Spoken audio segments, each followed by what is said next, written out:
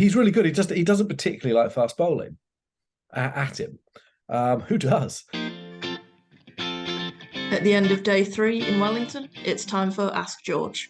Busy day. Oh, sorry, miles away. Sorry to wake you. Yeah, which side do you think will be happier at the end of all that?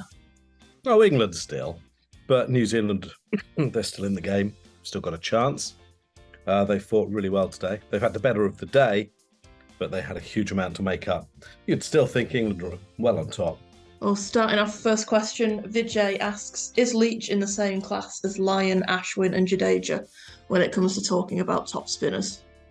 Well, no, probably not. No, I don't think anyone would pretend he was, but he's an improving good spinner. He's probably England's best, doing a good job, did well to left-handers, much better than normal, or much better than previously, rather. But no, he's probably not in that class. I don't think anyone thinks he is, do they? Probably not. Well, Vijay does, potentially. Does he? Oh, well, let us know if that's what you think, Vijay. What do you think has been the change from though? Because over the past 12 months, he has become a lot, I don't want to say better, but more involved in the England side. His captain has shown great belief in him. And instead of just talking about it, he's included him in every team. He's brought him on under pressure. He's kept him on if he's been hit. And he's responded. But it's mainly about the captain. Look, in this game, the pitch is turning a bit, which obviously is much easier. His problem is when the pitch doesn't turn. And it's a real issue for him.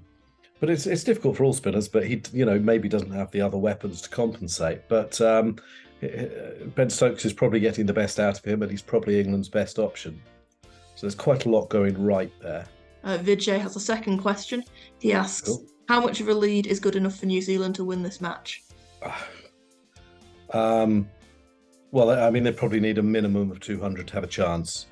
There is a bit of up and down bounce from one end, and there is some turn. They don't have a great spinner, so you're asking an awful lot of Bracewell.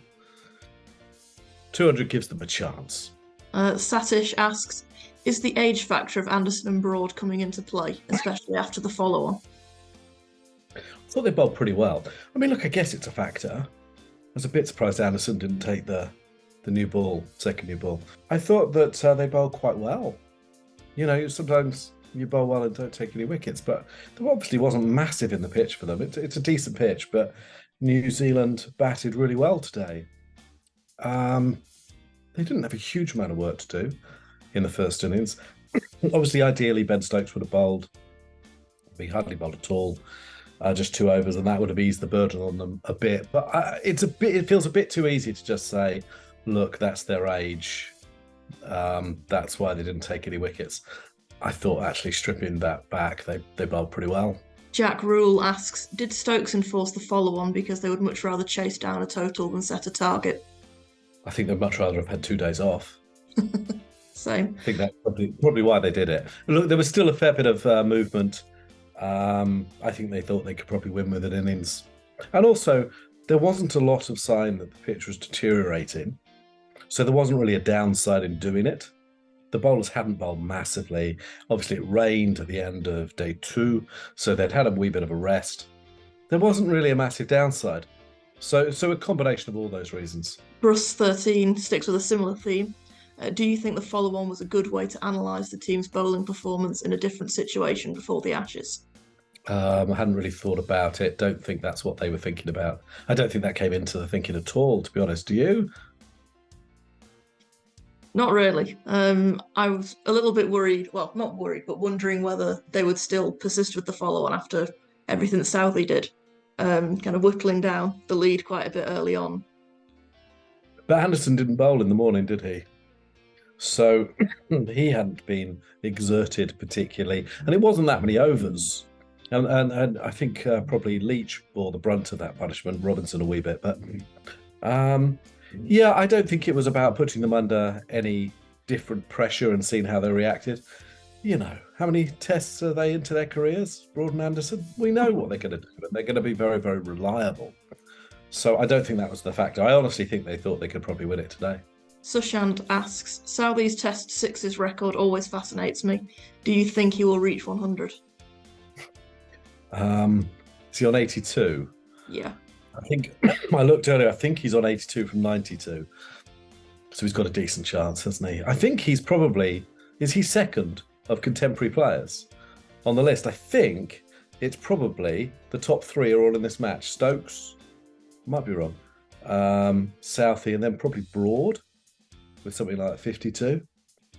I don't know that there's anyone else who's still playing who's on that list. I don't know whether that tells you how much modern cricket's changed, how many tests some of those guys have played. But yeah, Southey could easily get to 100. You're reminded today of what a good hand-eye coordination he has. I think it wasn't in Christchurch, can't remember where it was. He made his debut and he hit Monty Panesar for loads of sixes, made his highest score, test score. I think he hit 9 sixes or something in that innings. He's really good. He doesn't particularly like fast bowling at him. Who does? So he's obviously had to put up with a lot of that, but he's got fantastic hand-eye coordination. Probably should have made more runs. But he batted really nicely today, showed a bit of fight too, didn't he? Led the fight back, really. And finally, Broken Cricket Dreams asks, Great name. have we seen the end of Neil Wagner's legendary career, and is it the start of a transition era in New Zealand cricket? Transition suggests that you're going somewhere. And I don't necessarily see, but I wouldn't, would I? Because I don't, watch New Zealand domestic cricket. The players coming into the side to replace those who are going out, which might suggest that we're looking more at a decline than a transition. It's a bit negative, isn't it? I suppose history would suggest that New Zealand will continue to punch above its weight. But it has been a freakishly good side, to win the World Test Championship, to be in all those finals of the limited overs competitions as well. People get old. I mean, who have they lost? They've lost Bolton to Grandhomer pursuing franchise cricket. Watling and Taylor have retired. Jameson's broken at present. That's real tough to replace. And then Nichols and Williamson have lost form.